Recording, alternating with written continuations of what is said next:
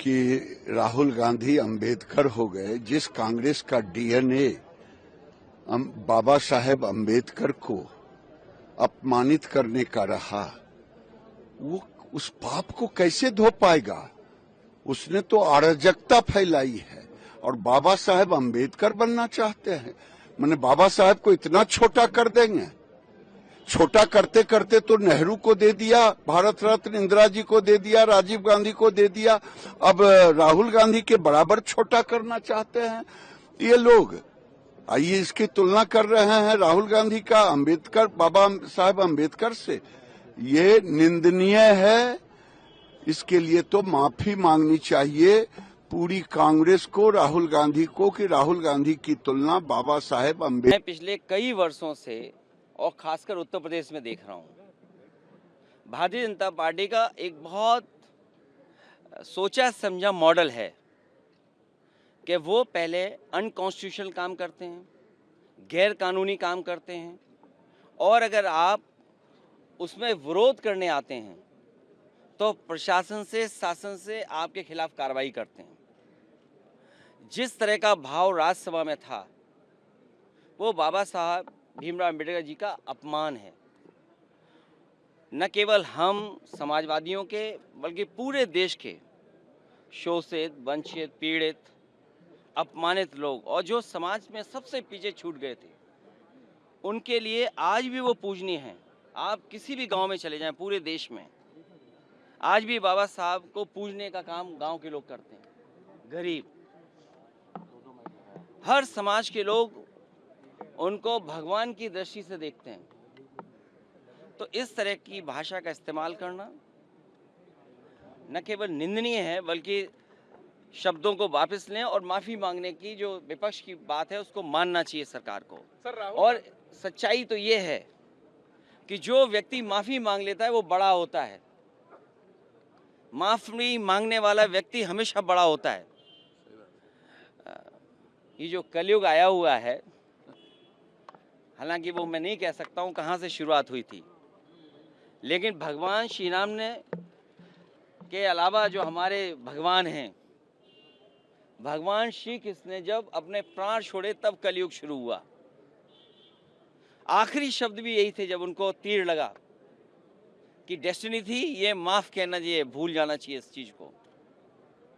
तो कम से कम सरकार को जिनकी भाषा से, व्यवहार से पूरे देश का सेंटिमेंट बाबा साहब भीमराव अम्बेडकर जी के लिए जो अपमान की तरह भाषा इस्तेमाल हुई, उस पर माफ़ी मांगनी चाहिए और शब्द वापस अपने लेने चाहिए। राहुल गांधी पर एफआईआर हुई है सर, देखिए, ये हालांकि मेरी स्पीकर साहब से बात नहीं हुई और दूसरे पॉलिटिकल लीडर से बात नहीं हुई, लेकिन ये लोकसभा का परिसर है। इसमें सबसे ज़्यादा सुप्रीम अगर कोई है तो स्पीकर साहब हैं। अब सोचिए आप, बीजेपी के लोग तो स्पीकर के साहब के ऊपर भी चले गए। हालांकि मेरी किसी पॉलिटिकल पार्टी से बात नहीं हुई, लेकिन ये जो परिसर है वो लोकसभा का है, तो स्पीकर साहब के पास हम बैठ करके बहुत सारी चीज़ों को सुलझा सकते थे। लेकिन मैंने जो बात शुरू में कही, भारतीय जनता पार्टी के पास तरीके हैं, उनके पास मॉडल हैं, अंडरग्राउंड पॉलिटिकल उनके पास राय मशवरा आता है।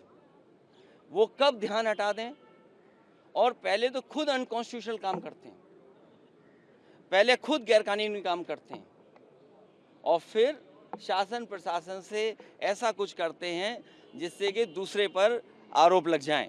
और मैं तो फरक्काबाद के सांसद जी को देख रहा था, वो सर्टिफिकेट वाले सांसद हैं।